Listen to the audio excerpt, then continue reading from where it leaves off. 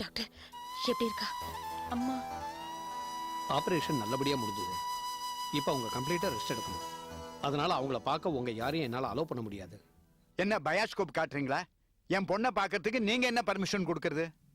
அவங்க வீட்டில் தான் உங்க பொண்ணு, இங்க பேஷண்ட். நான் டாக்டர். தயவு செஞ்சு சொல்றதை கேளுங்க. உங்க யாரையும் பார்க்க விருப்பம் இல்லைன்னு ஏற்கனவே ஆபரேஷனுக்கு முன்னாடியே அவங்க சொல்லியிருக்காங்க. தயவு செஞ்சு ஆர்கியூ பண்ணாம கிளம்புங்க. என்ன டாக்டர் நீங்க அவங்கள கூடவே இருந்து பாத்துக்கணும்ன்றதுக்காக தான் நான் வந்திருக்கேன். என்ன உள்ள விட மாட்டேன்றீங்க, அதே தீபா மட்டும் உள்ள விடுறீங்க.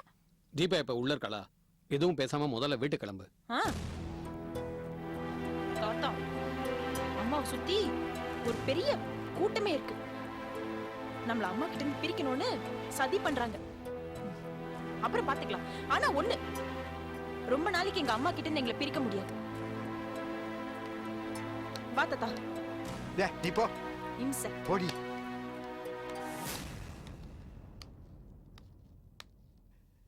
ரங்கநாயகி வீட்டுக்கு வரட்டும். நீங்க ஃபேமிலி டாக்டரா இல்லையாங்கிறத நான் முடிவு பண்றேன்.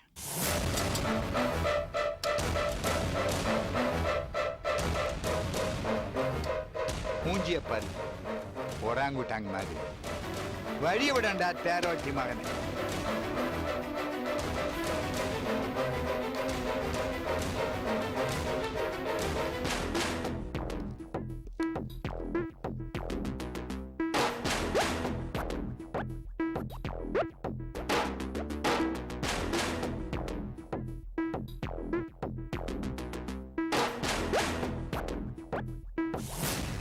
அக்கா, நான் அப்பாவை பார்த்து ஆப்ரேஷன் நல்லபடியாக முடிஞ்சதுன்னு சொல்லிட்டு வந்துடுறேன்.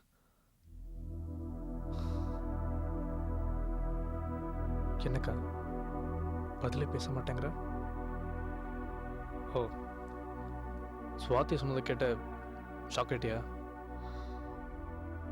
அதுக்காக நான் மௌனமாகல. இனிமே என்ன நடக்க போகுதோன்னு நினைச்சேன்.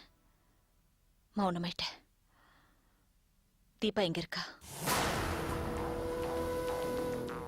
ஏங்கா? அவகிட்ட கொஞ்சம் பேசணும். நான் போய் தீபா கூட்டு வந்துடுறேன்க்கா.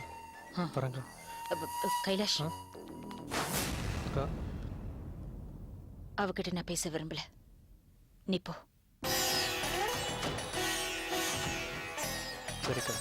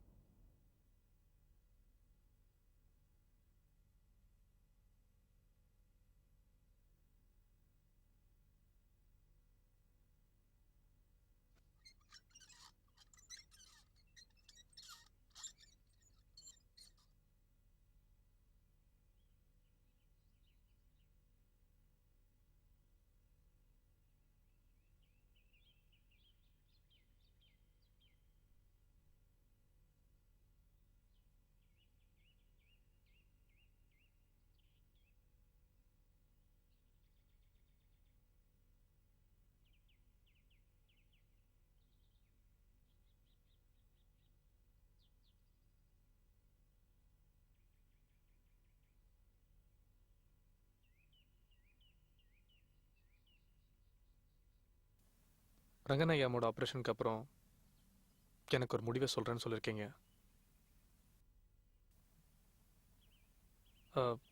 சாரி தீபா, நான் ஏதாவது தப்பாக பேசிட்டேனா? இல்ல, நீங்க உங்க காதலை தான் ஞாபகப்படுத்துறீங்க. ஆனா எனக்கு என் கடமை தான் ஞாபகத்துக்கு வருது. ரங்கநாயகி அம்மா ஆப்ரேஷன் சக்சஸ்ஃபுல்லா முடிஞ்சதுக்கு அப்புறம் ரவீந்திரனையும் ஆகாஷையும் எப்படியாவது கண்டுபிடிச்சு அவங்கள பழி வாங்கணும். என் தங்கச்சி ரேவதியும் என் ஃப்ரெண்ட் ஜமுனாவும் எங்க இருக்காங்கன்னு எனக்கு தெரியாது. ரேவதி கண்டிப்பா உயிரோடு இருக்க மாட்டா. ஆனா ஜமுனா, அவ எங்க இருக்கான்னு எதுவுமே எனக்கு தெரியாது. நான் கண்டுபிடிக்கணும். இந்த மாதிரி கேள்விகள் எல்லாம் என் மனசுல அலையா அடிச்சிட்டு இருக்கு. இதுல உங்களை பத்தி யோசிக்கவே முடியல. பழி வாங்குறதுலாம் இருக்கட்டும் தீபா, நான் உங்களே தான் நினைச்சிட்டு இருக்கேன். ஏன் தீபா மௌனமாயிட்டீங்க?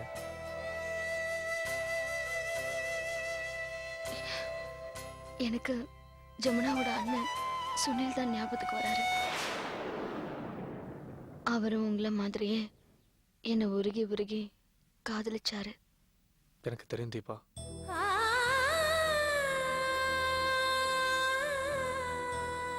அவரு இறந்ததுதான் என் மனசுல வலியா இருக்கு.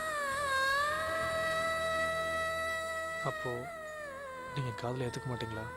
கைலாஷ், ப்ளீஸ், எதுக்காக இந்த மாதிரி கேள்வியெல்லாம் கேக்குறீங்க? நீங்க கேக்குறது எப்படி இருக்கு தெரியுமா? ஒரு செடியில இருந்து பூ உதிர்ந்த உடனே அந்த செடியோட வேருக்கு ஏற்படுற ரகசிய வலி மாதிரி இருக்கு.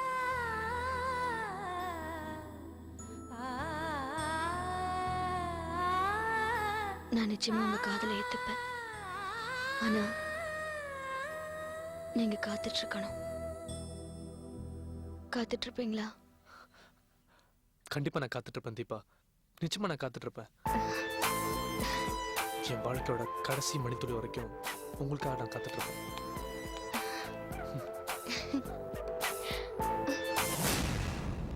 சிவதானண்ணா, வாங்க வாங்கண்ணா. கவலைப்படாதீங்க, கைலாஷ்க்கு என்னை பத்தி எல்லாமே தெரியும். அவர் எனக்கு உதவி பண்றேன்னு சொல்லியிருக்காரு. அம்மா, அந்த ஆகாச ரவீந்திரனும் சென்னைக்கு வந்திருக்காங்கம்மா. 2 மணி நாளைக்கு முன்னாடி மனோகரை பார்க்க அவங்க வீட்டுக்கு வந்திருந்தாங்க. அவங்க 2 பேரும் சென்னையில் தாமா இருக்காங்க. நீங்க எப்படியா தேடி கண்டுபிடிங்க. உண்மையிலே இங்கதான் இருக்காங்களா? அவங்க 2 பேரும் இங்க தாமா இருக்காங்க. தேங்க்ஸ்ண்ணா. அம்மா, இதுல உங்க போட்டோஸ் இருக்கு. இத மனோகர் பத்திரப்படுத்தி வச்சிருந்தாரு. அவங்க அப்பா இதை என்கிட்ட கொடுத்து கொளுத்திருங்கன்னு சொன்னாரு. எனக்கு கொளுத்த மனசு வரலம்மா. இந்தாங்க. அந்த ரவீந்திரனையும் ஆகாசையும் எப்படியாவது தேடி கண்டுபிடிச்சிருங்கம்மா. நான் வரேன். ஓகே சிவதானண்ணா, சரிங்க. தேங்க்ஸ். நான் வரேன்.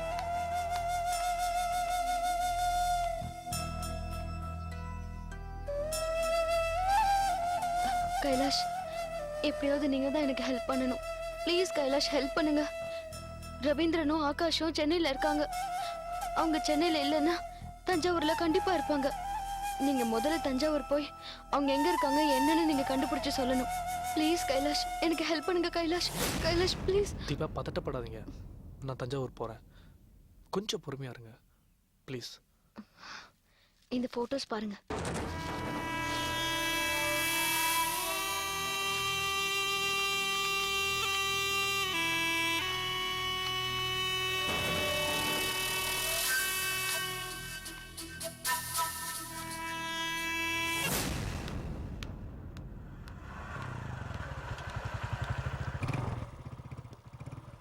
வாங்க தீபா, நான் ட்ராப் பண்ணுறேன். பரவாயில்ல, நீங்க போங்க. இல்லை, நான் உங்களை ட்ராப் பண்ணலான்னு. ட்ராப் பண்றீங்களா? இல்லை, ஏன் இவ்வளவு சீக்கிரம் என்ன ட்ராப் பண்றேன்னு சொல்றீங்க? நான் உங்களை ட்ராப் பண்ணுறதா?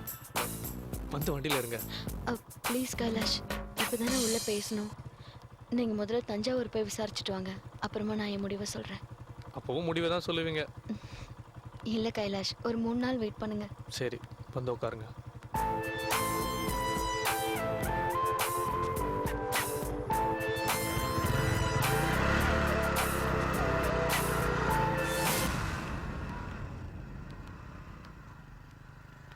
கைலாஷ், தஞ்சாவூர் போகிறானாம்.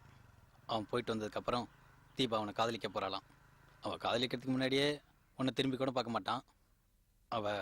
அவனை காதலிக்க ஆரம்பிச்சிட்டா அவ்வளோதான். கைலாஷ் தஞ்சாவூர் போறதுதான் என் வாழ்க்கையோட திருப்பு முனை. கைலாஷ் தஞ்சாவூர் போயிட்டு வரும்போது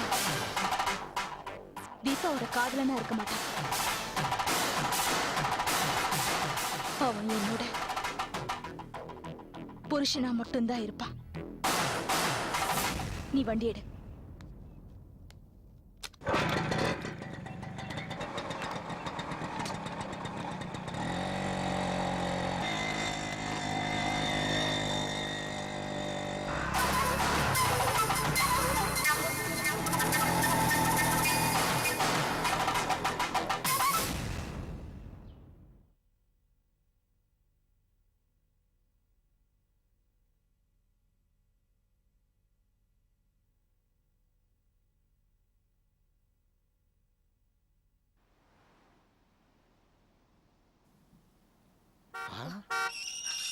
ஏய் தள்ளி நில்லு. அவசரப்பட்டு யாரும் எதுவும் பேசாதீங்க. ரங்கநாயகி கிட்ட நான் பேசிக்கிறேன். என்ன தாத்தா கார் அங்கேயே நின்னுருச்சு?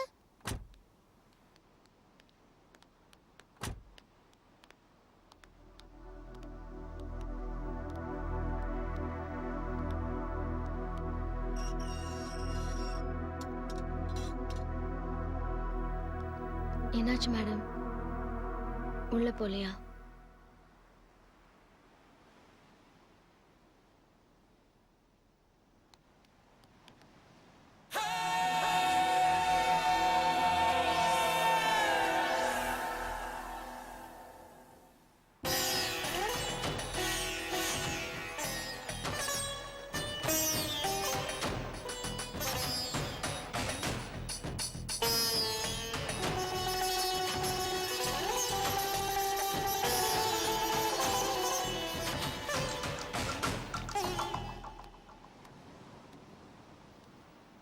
தாத்தா, அம்மா ஏன் பாதை மாறி போறாங்க?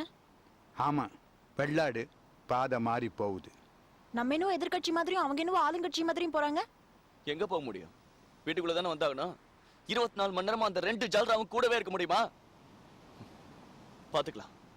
இதுக்குதான் நான் ஆரம்பத்திலேயே சொன்னேன் அந்த தீபாவை உள்ள விடக்கூடாதுன்னு. இப்ப நம்ம காத்துட்டு இருக்கிறது கூட கண்ணுக்கு தெரியாம போயிட்டு இருக்காங்க. ரங்கா, அங்க எல்லாரும் காத்துட்டு இருக்காங்க.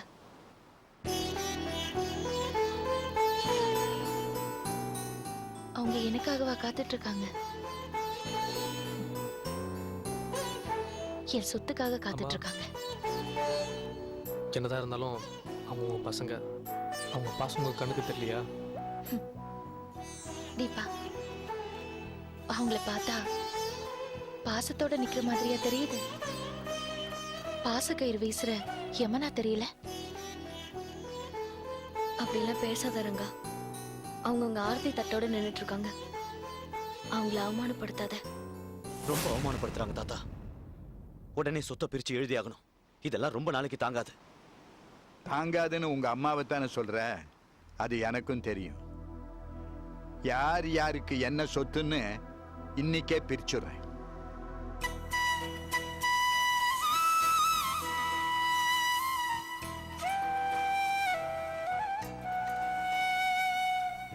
அவங்க எல்லாரும் யார் யாருக்கு என்னென்ன சொத்து வேணும்னு ஆபரேஷனுக்கு முன்னாடியே எழுதி வாங்கிக்கணும்னு நினைச்சாங்க. ஆபரேஷன் சக்சஸ்ஃபுல்லா முடிஞ்சாலும் நான் ரொம்ப நாள் உயிரோட இருக்க மாட்டேன்னு முடிவு பண்ணிட்டாங்க. அதான் இன்னைக்கே சொத்தெல்லாம் பிரிச்சு எழுதணும்னு நினைக்கிறாங்க. அதுக்கு தான் இந்த ஆர்த்தி எல்லாம்.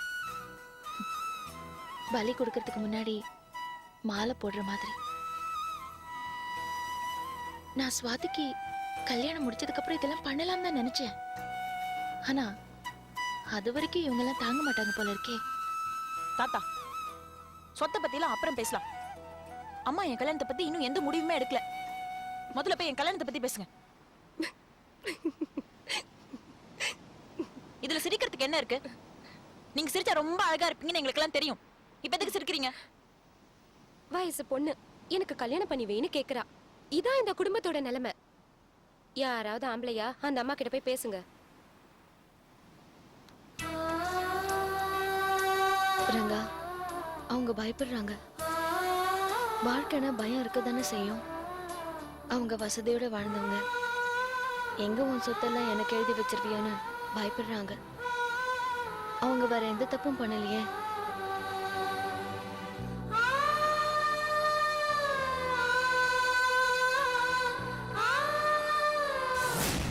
நம்ம இப்ப என்ன பண்ணிட்டோம்? நம்ம இவ்வளவு கோவமா போறாங்க.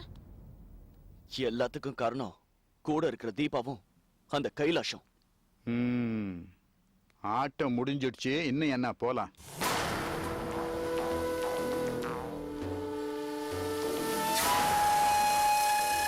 இது வேற. என்ன ஆக போதோ?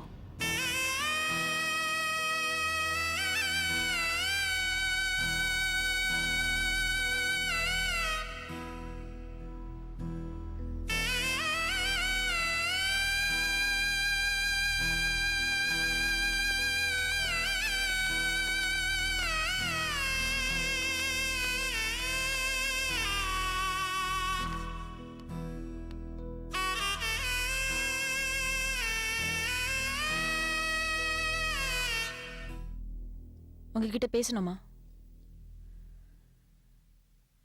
இன்னும் ஆட்டம் முடியல.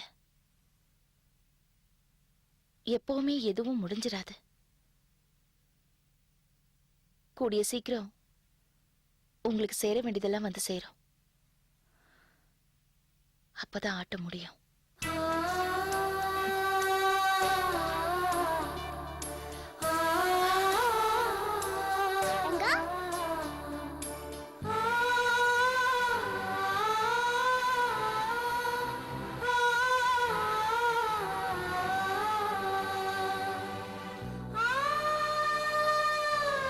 ரங்கா, இப்ப என்ன ஆயிடுச்சுன்னு இவ்வளவு பெரிய டிராமா போட்டுக்கிட்டு இருக்கிற? பதில் சொல்லு.